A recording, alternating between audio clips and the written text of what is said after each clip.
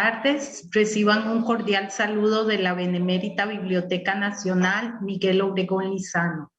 Para esta institución es un gusto unirse a la Escuela de Estudios Generales de la Universidad de Costa Rica y al Instituto de Formación y Estudios en Democracia del Tribunal Supremo de Elecciones para la conferencia Juan Rafael Mora Porras, Memorias en Disputa, por el historiador Adrián Chávez Marín.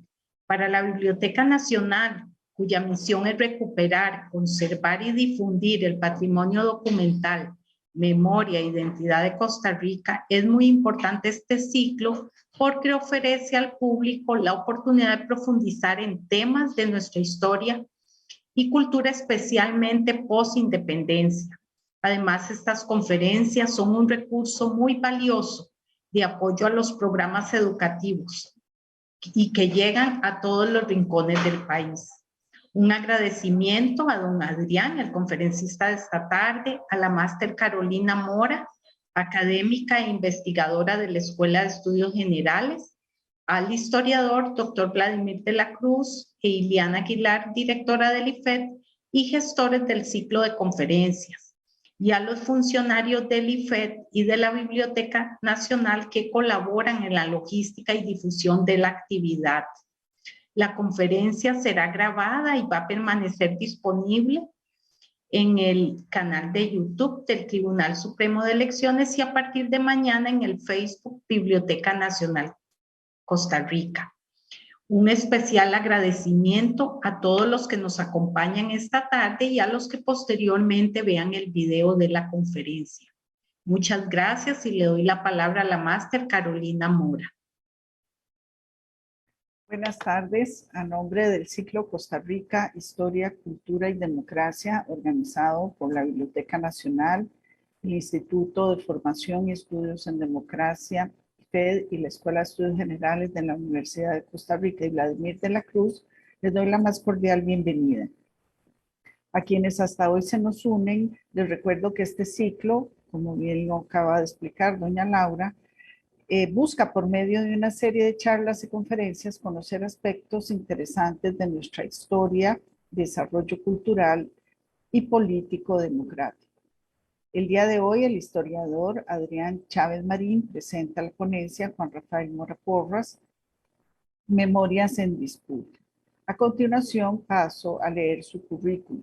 Es máster en Historia Aplicada con énfasis en Poder y Control Social por la Universidad Nacional, la UNA.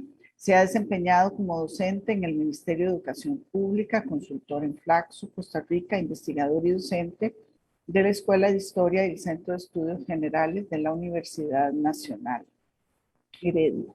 En la Universidad de Costa Rica ha laborado como investigador en el Centro de Investigaciones Históricas de América Central y docente de las cátedras de Historia de las Instituciones y Humanidades en las sedes de Occidente e Interuniversitaria de Alajuela.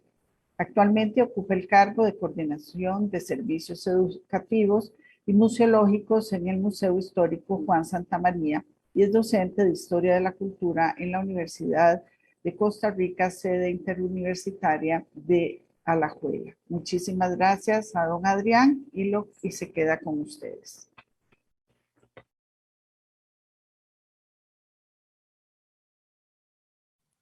Muy buenas tardes. Ahora sí. Gracias. Bueno, muy agradecido realmente por la invitación, ¿verdad? Pues de parte de la Escuela de Estudios Generales, de la Biblioteca Nacional y del IFET también, ¿verdad? Muy complacido, realmente muy honrado, ¿verdad? Por esta invitación. Me voy a permitirme a compartir pantalla para iniciar la presentación, si lo tienen a bien. ¿Ustedes me indican?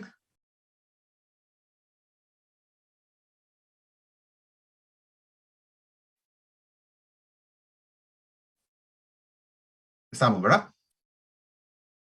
Ok, bueno, muy agradecido, reiterarles la complacencia, ¿verdad? En esta oportunidad vamos a conversar un poco en torno a la figura del expresidente de la República, Juan Rafael Mora Porras, y se habla de Memorias en Disputa porque en las últimas 2 décadas prácticamente, el debate en torno a Juan Rafael Mora Porras ha sido un debate bastante encendido especialmente entre instancias académicas y educativas, principalmente porque Mora representa, de alguna u otra manera, el devenir o el accionar de cómo debería articularse el Estado costarricense, o cuál sería la relación entre el Estado costarricense y las empresas privadas. Un poco por ahí va el orden de esa exposición, ¿verdad? Entonces, reitero, Juan Rafael Mora Porras es una de las figuras más reconocidas de la historia nacional, posiblemente el expresidente de la República más reconocido de nuestra historia, principalmente por su participación en o la participación de Costa Rica en la guerra contra los filibusteros y el liderazgo que desempeñó este personaje, ¿no? Mora Porras nació en San José en 1814, el 8 de febrero, hijo del matrimonio formado por Camila Mora Porras y Ana Benita Porras Ulloa, y es recordado especialmente por su labor como, bueno, además de político, era comerciante cafetalero y también comerciante detallista en San José. Tuvo una destacada carrera política que inició desde la década de 1830, cuando se desempeñó como alcalde de San José en 1836 y 37, y también fue vicepresidente de la República durante el gobierno de José María Castro Madrid a partir de 1847. Y posteriormente fue electo presidente de la República desde 1849, cargo que ostentó hasta 1859, cuando fue derrocado mediante un golpe de Estado. Luego de esta situación, se exilió en El Salvador y posteriormente intentó regresar al territorio nacional el 30 de septiembre de 1860 con un desenlace fatídico que más adelante vamos a desarrollar. Bien. Como mencioné anteriormente, Mora Porras es recordado en la historia nacional particularmente por la participación de Costa Rica en la guerra contra los filibusteros, en la llamada campaña nacional de 1856-57, que adquiere una importancia especial dentro de la historia nacional, especialmente desde finales del siglo XIX, porque dicho acontecimiento ha sido relacionado con la independencia nacional. De hecho,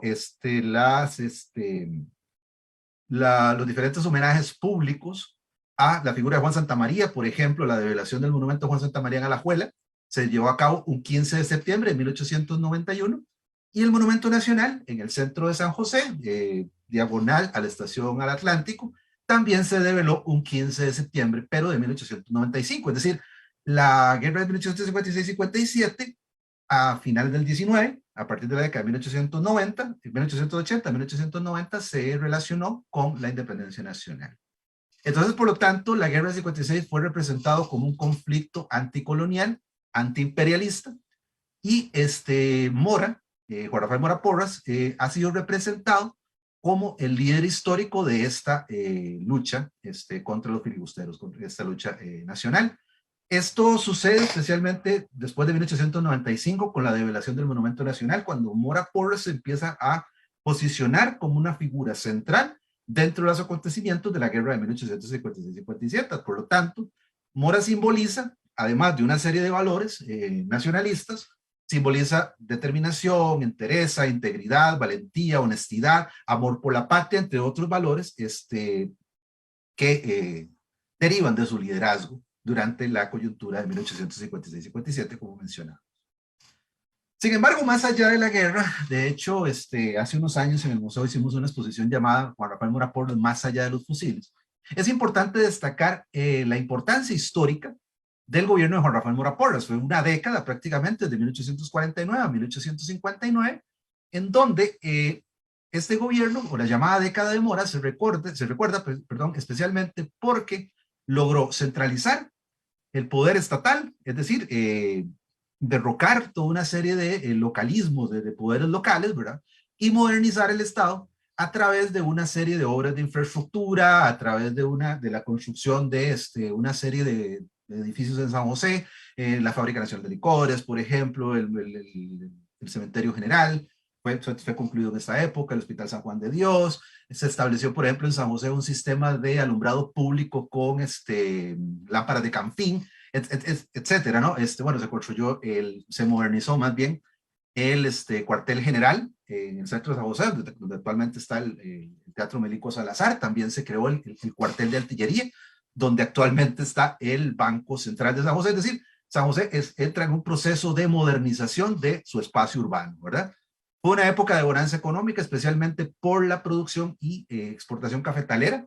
Mora asumió al Estado como un asunto, como una empresa privada. De hecho, hubo relación, por ejemplo, entre el gobierno costarricense y entidades particulares, como fue, por ejemplo, la Sociedad Económica Itinerante, ¿no? En la cual inclusive formaba parte su hermano, José Joaquín Mora, y la Sociedad Económica Itinerante también contribuyó a la culminación y al mantenimiento del camino nacional que conectaba San José con Punta Arenas a través de La Garita, San Mateo, etcétera. Entonces hubo una vocación empresarial por parte de la administración del Estado, dentro del gobierno de Mora, y de ahí mucha importancia de este gobierno, ¿no? También Mora procedió a la modernización de las Fuerzas Armadas, especialmente a través de la compra o la adquisición de moderno armamento. También se recibió asesoría por parte de instructores del extranjero, especialmente franceses, alemanes y otros, ¿no? Y bueno, como mencioné anteriormente, se mejoró la infraestructura de los cuarteles de San José, especialmente, ¿no? También en este periodo, Costa Rica afirma sus relaciones diplomáticas, ¿no? Tenemos representación internacional, por ejemplo, en consulados en Francia, también en los Estados Unidos por medio de Luis Molina Bedoya, por ejemplo, representante de Costa Rica ante el gobierno norteamericano. Y también se obtuvo reconocimiento por parte de la autoridad vaticana cuando se reconoció la diócesis de San José en 1850. Además de esto, se firmaron tratados limítrofes, por ejemplo, el tratado limítrofe con Colombia, ¿verdad? Lo que hoy sería el territorio panameño, que se suscribió en 1856, y el tratado limítrofe con Nicaragua, aún vigente, el tratado Caña de Jerez. Entonces, la preocupación, ¿verdad?, por constituir las fronteras, por fortalecer la autoridad estatal a través del ejército y las instituciones de gobierno, ¿verdad? Y fue un gobierno, reitero, en el que se modernizaron el escenario urbano de San José. Ahora bien, la figura de Mora en los últimos años ha encendido un importante debate académico. Esto lo digo porque principalmente ha habido una preocupación por la relación que existe entre el gobierno de Mora y su posición con respecto o la participación de entidades particulares dentro de las instituciones de gobierno, ¿no?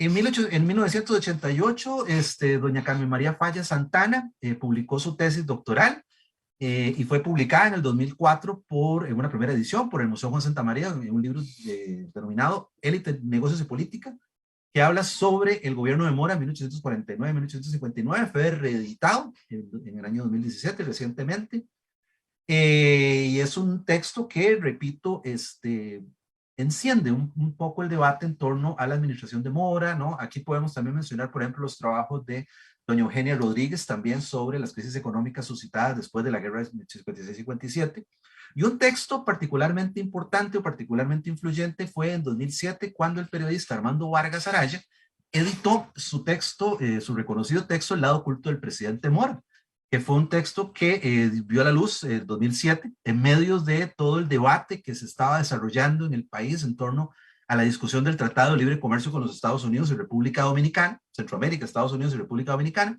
y también fue un texto reeditado en 2013 que ya para este entonces era un texto de referencia dentro del programa de estudio de español del Ministerio de Educación Pública, y de ahí la importancia que tuvo este texto desde el punto de vista de su contribución académica, ¿no?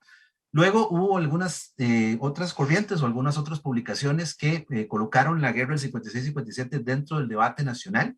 Por ejemplo, en 2015 la editorial Costa Rica relanzó lo que fue su Biblioteca Patria, una serie de publicaciones que en los años 70, 80 se habían empezado a divulgar y que se relanzaron en el 2015 con 4 textos, 2 de Iván Molina, uno de Víctor Hugo Acuña y otro de doña Eugenia Rodríguez en torno a la guerra del 56-57 precisamente, ¿no? Y dentro de esos textos destaca una investigación de Iván Molina en torno a las biografías de Juan Rafael Mora difundidas desde la década de 1870. Y esto un poco también entra en contradicción o entra en debate con el argumento de Armando Vargas, ¿verdad?, que señalaba que la figura de Mora se convirtió en un héroe olvidado, ¿verdad? Principalmente desde la década o desde su fusilamiento, perdón, en 1860. Entonces, estas tesis de Iván Molina especialmente contradicen, ¿no?, la posición de Armando Vargas. De hecho, hay una serie de debates en 2006, ¿verdad?, en torno a las publicaciones en torno a la guerra, la figura de Mora, etcétera. Bueno, no viene el caso de centrarse en eso, pero sí hubo su polémica a inicios de este siglo, ¿no? Y recientemente, el año pasado, la Universidad de Costa Rica, Iván Molina y David Díaz, editaron El héroe de la discordia, una serie de investigaciones en torno a la figura de Mora, que destaca una investigación de Carmen María Fallas, nuevamente, sobre la figura o sobre el culto a la personalidad, digámoslo así, que se establece desde el gobierno de Mora y también su relación con los sectores populares. Otros textos interesantes, por ejemplo, la investigación en torno a la literatura de Verónica Ríos, la polémica que hace referencia a David Díaz con respecto a todas las publicaciones de 2006 y demás. Y por último, un texto de Vicente Gómez, que habla en torno a la Academia Morista Costarricense y una disertación, ¿verdad?, con respecto a la importancia de esta entidad académica. Entonces, bien, esta investigación o este trabajo lo que intenta es como visibilizar precisamente una serie de homenajes públicos que se desarrollaron desde inicios del siglo XX en torno a la figura de Mora, ¿verdad? Entonces, de ahí esa pregunta, ¿que realmente Mora fue un héroe olvidado? Bueno, habría que devolverse entonces para el año 1914. Bueno, en primera instancia, 1895 es un año especialmente importante porque en el momento que se develó el Monumento Nacional se establecen una serie de narrativas, se establecen una serie de discursos en la develación del Monumento Nacional, en un texto que publicó en su momento doña Patricia Fumero, que habla en torno a la figura de Mora y cómo fue una figura que se fue reivindicando a partir de la develación del Monumento Nacional. Y en 1914, en el centro de San José, se develó una placa, un homenaje público en donde fue el nacimiento de Mora, diagonal a lo que actualmente sería el Banco Central de Costa Rica, entre la Avenida Central y la Avenida Segunda, ahí existe esa placa. Luego hubo una serie de homenajes, se repatrió, digámoslo así, los restos de Mora fueron llevados al Cementerio General en 1915, una serie de gestiones que hizo, y una publicación a propósito del centenario de Mora que hizo el señor Octavio Castro Saborío, una figura muy importante en torno a los homenajes públicos que a principio de siglo se desarrollaron en San José en torno a la figura de Juan Rafael Mora Porras.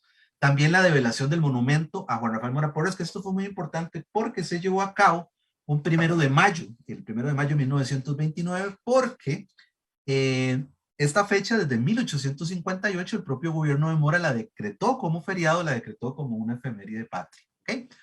Entonces, esto hizo que se llevaran a los veteranos de guerra en 1929 en el monumento al frente del edificio de Correos. Hay una publicación especial, un suplemento especial que editó el Diario de Costa Rica, y también una serie de homenajes que se extendieron prácticamente hasta la década de 1930, que existe evidencia fotográfica también de la inauguración de la escuela Juan Rafael Mora Porras en San José, en el Paseo Colón, en la cual también se rindió tributo a los veteranos de la guerra del 56.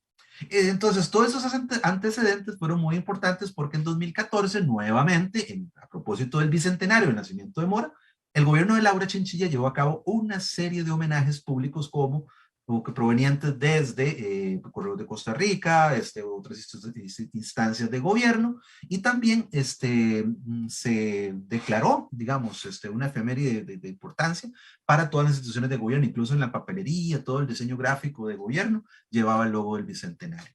También Mora ha sido una figura importantísima dentro de las artes visuales.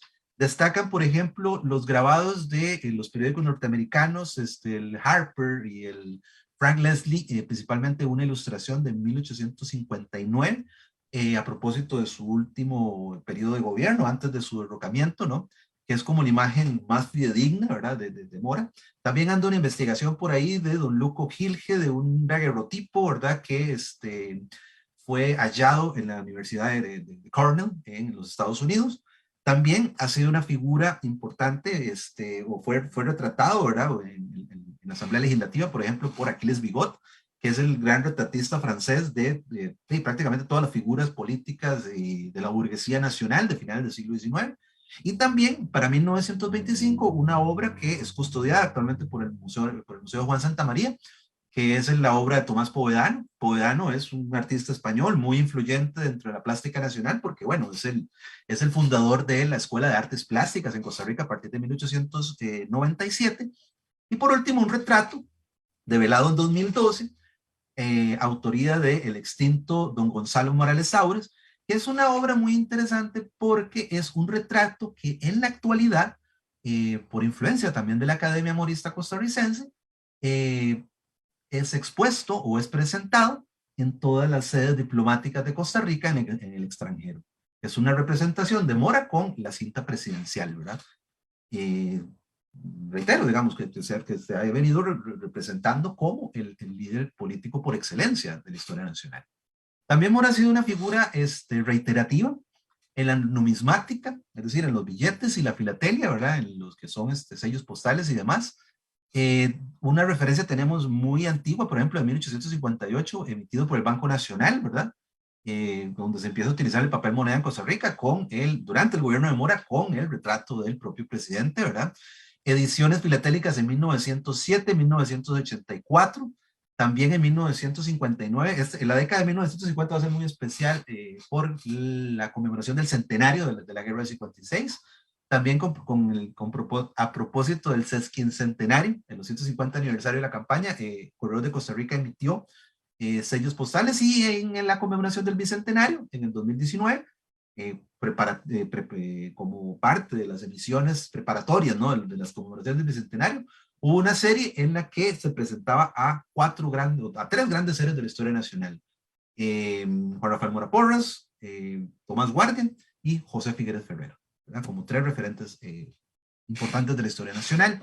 También existen topónimos más bien, que son sitios geográficos, ¿no?, que refieren a la figura de Mora. Tenemos una importante, de temprana referencia en 1854, cuando el propio presidente Mora hizo una gira a lo que hoy sería la provincia de Guanacaste, y fue denominado ese territorio con el nombre de Moracia. Hoy en día hay un distrito en Nicoya que tiene este nombre, ¿verdad?, y otras localidades. También en 1883 está la referencia al cantón de Mora en San José, lo que antes era Pacaca. Y por último, en 1914, a propósito del centenario del natalicio de Mora, de Juan Rafael Mora, el cantón de Moravia en San José, hacia el norte de San José. Y entonces, digamos, todas estas memorias, o toda esta persistencia de Mora dentro de la historia nacional, prácticamente desde finales del siglo XIX hasta el presente, esto ha hecho que existan dos grandes vertientes en torno a la figura de Mora. Una serie de memorias destacan a este personaje o su papel como empresario. Son las memorias que subrayan la trayectoria de empresario agrícola y comerciante de Mora Porras, y se recuerda especialmente que durante su juventud llevó a cabo varios viajes al extranjero, etcétera, básicamente con propósitos empresariales, ¿verdad? Se destaca, ¿verdad?, que no solamente fue un caficultor, ¿verdad?, sino que también incursionó en la actividad azucarera, ¿verdad? También de ahí su interés, por ejemplo, en la Fábrica Nacional de Licores a partir de la década de entre 1851 y 1853, ¿verdad? Fue comerciante detallista. Se dice que a partir de esa actividad es donde él adquirió su nombre, ¿verdad?, su reconocido sobrenombre de Don Juanito, ¿verdad? Era como un nombre de cariño, digámoslo así. También durante su gobierno se benefició a la burguesía agraria nacional, e incluso a finales de este periodo, a partir de 1858, intentó incursionar a través de la actividad bancaria con el recordado Banco de Medina, en el cual tenía también participación su cuñado, José María Cañas Escamilla, que también era una figura importante dentro del gobierno, ¿verdad? Estaba su cuñado, José María Cañas, su hermano, José Joaquín Mora Porras, como líder, ¿verdad?, o como comandante de plaza en San José, en el cuartel de artillería, y también su sobrino. Eran figuras importantes del gobierno Mora. Y ya en el exilio, luego del golpe de 1859, en El Salvador también incursionó en la actividad cafetera. Y de ahí también, por eso, la importancia que se destaca de Mora y su labor, su gestión empresarial. Pero también destacan una serie de posiciones que desde la década de 1920, 1930 aproximadamente, relacionan a Mora como una figura antiimperialista, contraria a la expansión estadounidense, contraria al imperialismo europeo predominante, ¿verdad? Durante ese periodo. De hecho, hubo una serie de polémicas en la de 1929 cuando se develó la estatua de Mora, ¿verdad? Que está debidamente registrado, eso, una serie de investigaciones que hizo en su momento don Víctor Hugo Acuña, perdón. Entonces, tales memorias del Mora antiimperialista se empieza a consolidar a partir de la década de 1930, concretamente en 1931, con la fundación del Partido Comunista de Costa Rica. Estas posiciones presentan a Mora como un contendor fiero del imperialismo estadounidense personificado en la guerra de 1856 por la figura de William Walker. La guerra del 56 entonces se empieza a representar como un conflicto antiimperialista cuya visión se empieza a consolidar a partir de 1850 en el 100 aniversario de la gesta. Sin embargo, a partir de 1956 se recuerda especialmente cómo se rindió tributo a la figura de Juan Santamaría. Y este antiimperialismo también por parte del gobierno de José Figueres Ferrer, se empezó a representar como un antiimperialismo soviético. Y está aquel discurso muy recordado de Pepe Figueres al pie del monumento Juan Santamaría, el 11 de abril de 1956, cuando él dice: Juan, hermano Juan, te me adelantaste 100 años, a manera, ¿no?, de mostrarse, ¿verdad?, el caudillo de la guerra del 48, ¿verdad?, como un nuevo líder político del nuevo contexto de la historia nacional. Y esta posición antiimperialista tiende a profundizarse, o tendió a profundizarse a inicios del siglo XXI, especialmente en el marco de la discusión del Tratado de Libre Comercio con los Estados Unidos. De hecho, la discusión, o uno de los momentos más álgidos de la discusión del Tratado de Libre Comercio, se dio precisamente en el 150 aniversario de la guerra del 56, que el gobierno de Arias no lo visibilizó mucho, precisamente para no crear ese tipo de suspicacias, o para que tomaran fuerzas estas posiciones antiimperialistas. Más bien fue una conmemoración tibia, pero la figura de Mora fue retomada especialmente por los detractores del Tratado de Libre Comercio. Entonces, por ejemplo, la gran marcha multitudinaria en San José del no al TLC se llevó a cabo precisamente el 30 de septiembre de 2007, a una semana de que se llevara a cabo el referéndum, el 7 de octubre. Y recuerdo, por ejemplo, a la figura de don Dionisio Cabal, recientemente fallecido, ¿no?, que cantando "Llegó la hora de Juanito Mora", etcétera, ¿verdad? Fue muy importante entonces esta relación entre la guerra del 56 y la lucha contra el TLC, y que, reitero, por parte de las instituciones de gobierno no fue muy visibilizado este aniversario. Sin embargo, desde el punto de vista académico sí hubo un encendido debate, especialmente por las discusiones con don Iván Molina, Juan Rafael Quesada, don Armando Vargas, don Raúl Arias, etcétera, ¿verdad?, que fueron como publicaciones muy emblemáticas que se dieron en esa coyuntura, ¿verdad? El lado oculto del presidente Mora, el Clarín Patriótico y los soldados, o el estudio que hizo don Raúl Arias sobre los soldados de la guerra del 56-55. Independientemente, ¿no?, ambas posiciones, ya sea la posición del Mora empresario o el Mora antiimperialista, perdón, coinciden, ¿no?, en dar una serie de argumentaciones propias con respecto a lo que fue el fusilamiento de Mora. Es un tema actualmente sensible, es un tema complejo de abordar, ¿no?, en donde hay algunas posiciones que hablan que fue un acto de traición de sus enemigos políticos, ¿verdad? Hay algunas posiciones que reiteran eso, especialmente las posiciones del Mora empresario, y hay otras también que hablan que fue una condena por una invasión militar e intento de golpe de Estado llevado a cabo o liderado por el propio Mora. Entonces, hay posiciones muy encontradas. Sin embargo, las raíces de este conflicto o de este trágico desenlace habría que ubicarlas luego del derrocamiento de Mora el 14 de agosto de 1859 y el intento de incursionar nuevamente al territorio nacional y recobrar el poder, etcétera, ¿verdad? Creo que el texto de Carmen Fallas es bastante claro en esto, ¿no? Que, por ejemplo, el golpe de Estado de 1859 es claramente un golpe que fue perpetrado básicamente por una serie de disconformidades o una serie de antagonismos que se estaban vivenciando por parte de la burguesía nacional y que demandan de mayor profundización por parte de los estudios históricos.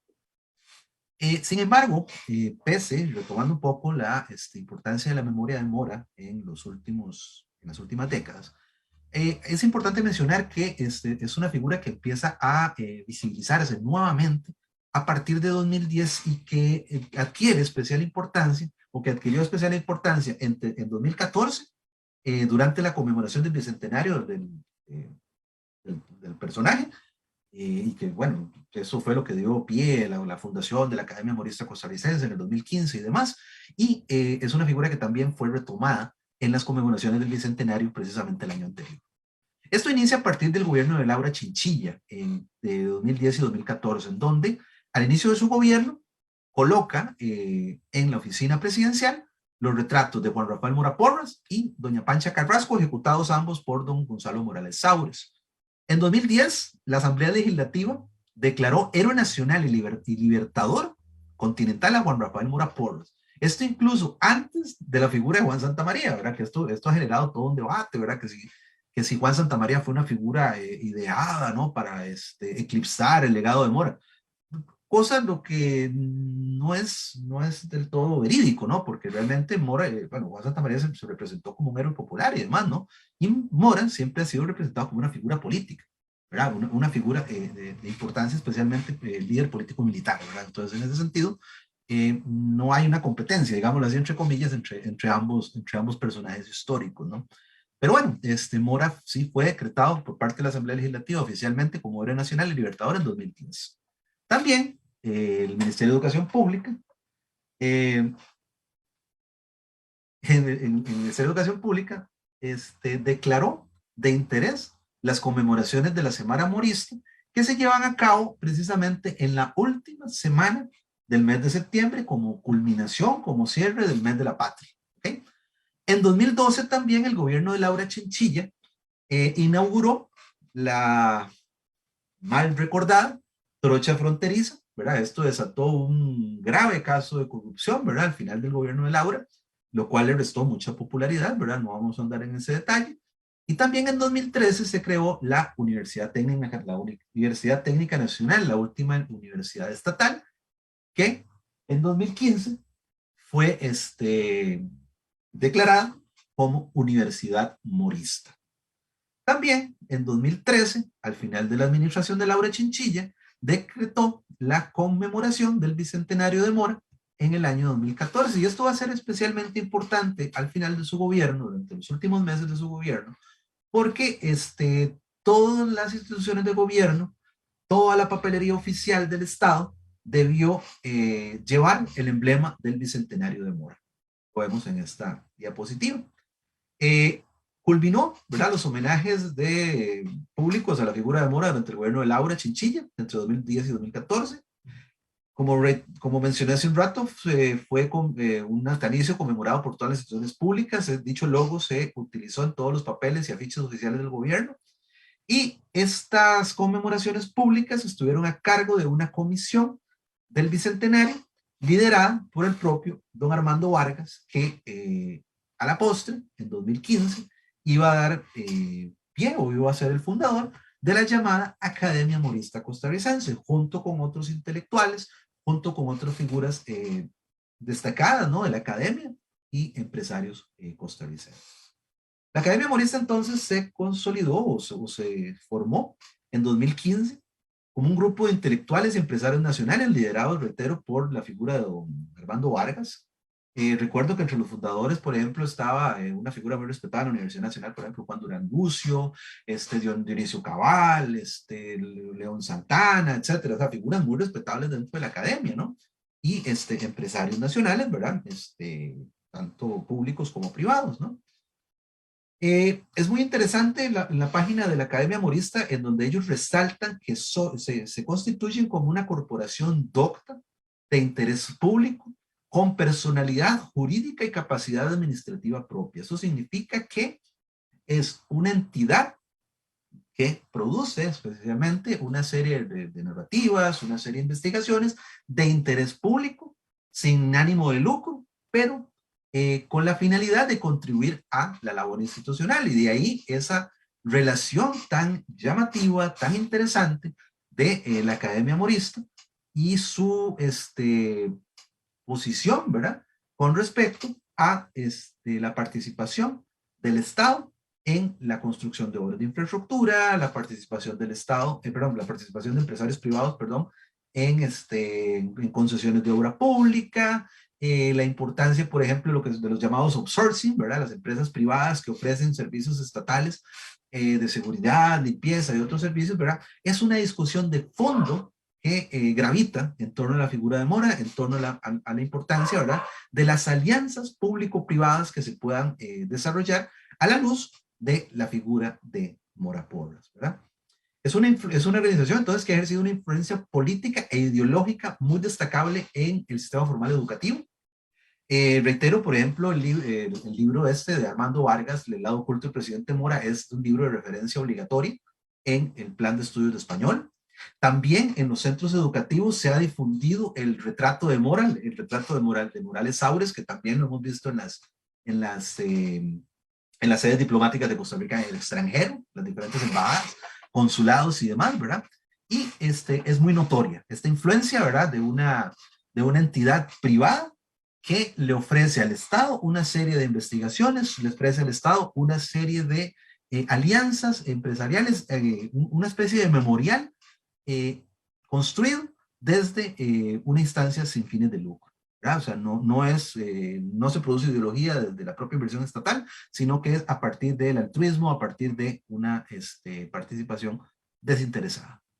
La organización entonces ha llevado a cabo múltiples actividades culturales educativas, ¿verdad? Por ejemplo, con la Biblioteca Nacional, por ejemplo, con el Museo Juan Santa María. Recuerdo, por ejemplo, una exposición que se hizo en el Museo Calderón Guardia, etcétera, ¿no? Entonces, ha tenido una presencia en instancias públicas muy destacada la Academia Morista. Incluso, por ejemplo, este retrato que estamos viendo en esta diapositiva del también extinto el año anterior y recordado de Manuel Carranza, es una obra que está actualmente o forma parte de las colecciones de Casa Presidencial. Entonces vemos la importancia, la influencia política e ideológica que ejerce la academia en instancias público y privadas, ¿verdad? Incluso en el 2021, las últimas noticias que se tienen de la Academia Morista, antes del sensible fallecimiento de su último presidente, don Manuel Carranza, luego de que don Armando Vargas tuviese que dejar el cargo de la presidencia cuando asume como embajador en Australia. Hay otras figuras de la academia que también actualmente son embajadores y cónsulos internacionales, etcétera, ¿verdad? Don Manuel Carranza se firmó en abril, me parece, del año anterior, se firmó un fideicomiso con el Banco Nacional para construir en el centro de San José, lo que actualmente es el Parque Monazán, un mausoleo para las familias de Mora y Cañas en el pleno centro de San José. La figura de Mora y la Guerra del 56 también fueron muy importantes dentro de las conmemoraciones del Bicentenario, el recientemente pasado mes de septiembre. Por ejemplo, en una actividad, una especie de espectáculo televisivo, ¿no?, que fue auspiciado por la Municipalidad de San José y una empresa extranjera de producción de productores de microchips, para no hacer el anuncio, que cumplió el año anterior 25 años de estar radicada en el país, una alianza nuevamente público-privada a propósito del tema de la pandemia. Se llevó a cabo un espectáculo televisivo, ¿no?, en el cual la Guerra del 56, era como una especie de recuento de la historia nacional. La Guerra del 56 tuvo una importancia central dentro de esta narrativa, dirigida por el conocido dramaturgo alajuelense don Jorge Arroyo, en donde la Guerra del 56 se presenta a Mora Porras, ¿verdad?, como el líder indiscutible de la guerra, la figura de Juan Santamaría como el sacrificio máximo por la patria. De hecho, al final del espectáculo, la figura de Juan Santamaría se coloca en el puro centro, ¿verdad?, de la conmemoración del Bicentenario. Y por último se hizo un espectáculo con unos drones teledirigidos, etcétera, una cuestión muy novedosa, ¿verdad?, que nuevamente es una alianza, ¿verdad?, entre una institución pública, ¿verdad?, la Municipalidad de San José en este caso, y la empresa de Belén, productora de microchips. Conclusiones, ya para finalizar: vigencia y significado de la figura de Mora. Bueno, a lo largo de la presentación, disculpen, es que no lo mencioné, se presentan una serie de obras y una serie de representaciones de Mora realmente poco conocidas, ¿verdad? Obras de Lidio Barahona, de Lidia Artavia, y otros artistas, Rigoberto Moya, poco conocidos que forman parte del acervo del museo, y este grabado también de Marco Tulio Celedón, que también simbolizan esa vigencia de Mora, o el personaje Juan Rafael Mora Porras en la historia nacional y en la plástica nacional también. Mora entonces simboliza el ideal de liderazgo, la figura del presidente de la República. Esa creencia que el presidente de la República es el que gobierna solo, que el presidente de la República está por encima de todas las instituciones y que es una figura personal, que es un personaje central el que va a resolver todos los temas del país. Su memoria ha permanecido vigente prácticamente desde la década de 1870, ¿verdad? A través de la narrativa, a través de una serie de investigaciones históricas y a partir de homenajes públicos, especialmente después de la develación del Monumento Nacional en 1895, la figura de Mora ha sido una figura central dentro de los homenajes públicos relacionados con la Guerra del 56, con la Independencia Nacional, etc. Su legado, entonces, ha adquirido diversidad de significados. Esto ha ido cambiando dependiendo del abordaje que haga cada uno de los colectivos sociales, ¿verdad? Que se apropien del personaje y también de las características de la época, ¿verdad? Vimos, por ejemplo, cómo para el Partido Comunista Mora representa algo, como para el gobierno a mediados del siglo XX, en las conmemoraciones del centenario de la campaña del 56-57 adquiere también otros significados y también los significados que adquirió la Guerra del 56 y la figura de Mora, especialmente en la discusión del Tratado de Libre Comercio entre los Estados Unidos, Centroamérica y República Dominicana. Desde 2010 ha reverdecido o ha resurgido ese interés institucional por el estudio de la figura de Mora, esto proveniente o una iniciativa especialmente impulsada desde el gobierno de Laura Chinchilla, y que este interés ha resurgido a partir de la alianza entre entidades públicas e iniciativas empresariales privadas. De ahí por eso que Mora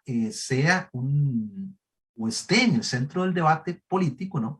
En torno a la administración del Estado, en torno a la relación entre las instituciones de gobierno, las empresas públicas, etcétera, ¿no? Actualmente, Mora entonces simboliza el buen ejercicio de la gestión pública asociada con la empresa. Y hasta acá nuestra presentación y muchas gracias a todos y a todos y todas por su atenta atención. Buenas tardes. Muchas gracias, Adrián. Vamos a esperar a ver si hay alguna pregunta en el Facebook sobre el tema de esta tarde. Ileana Aguilar dice, muy interesante la diversidad de comprensión de su legado. Muchas gracias. Aquí tenemos otra. Dice, si conoce la razón por la cual la UTN es una universidad morista. Está en silencio. Sí, esto fue una gestión especialmente liderada por el primer rector de esta institución, el recordado buen amigo, don Marcelo Prieto, que inició una serie de gestiones y una serie de publicaciones en torno a la figura de Mora y el legado de la campaña de 56-57. Por ejemplo, cuando se inauguró la UTN en 2013, en el edificio de la antigua, del antiguo Instituto de Alajuela, se develó también un mural ejecutado por un artista de origen flamenco, un español, es que recuerdo el sobrenombre, Zafra, David González Zafra, que develó, digamos, un mural en el cual sale la figura de Mora, los héroes del 56-57, y a raíz de esto, Marcelo Prieto, el primer rector de la UTN, inició con una serie de proyectos para retomar el legado de Mora. Incluso en algún momento él llegó al museo interesado. Por ejemplo, hay una sede de la UTN en San Carlos que está cerca de uno de los sitios donde pasó el ejército, rumbo a la toma del río, rumbo a Muelle de San Carlos para tomar el río. Y de ahí esa relación o esa importancia, reitero, fue una iniciativa especialmente de Marcelo Prieto, primer rector. Muy bien. creo que no hay más preguntas. No sé si alguno del Zoom tiene interés en hacer algún comentario, alguna pregunta. Si no, daríamos por concluida la presentación de hoy del ciclo Historia, Cultura y Democracia, y le agradecemos profundamente a don Adrián. Vladimir me estaba levantando la manita. Es que está en silencio.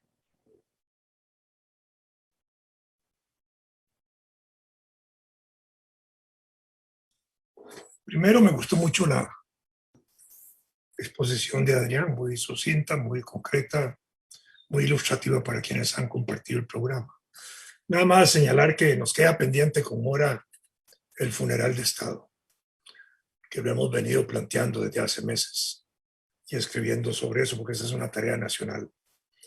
Ojalá el próximo gobierno tome esta bandera. No sé si estarán muy comprometidos en esa idea, pero en todo caso, insistiremos en que ese funeral de Estado debe realizarse para a Mora y a Cañas, ¿verdad? Nada más, eso es una tarea pendiente todavía alrededor de la figura de Moras.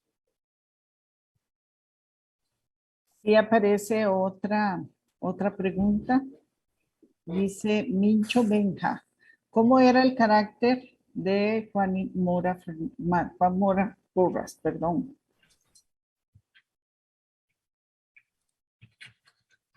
Qué difícil, ¿verdad? Sí, pero no sé, yo me imagino que por su vocación empresarial, ¿verdad? Yo me imagino que era un personaje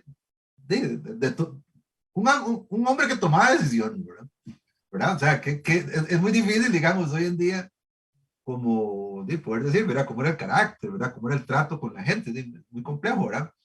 Pero como te digo, de acuerdo con su perfil, ¿verdad? Político, empresarial y todo, imagino que era un personaje de que tomaba sus decisiones. Creo que don Vladimir está pidiendo la palabra.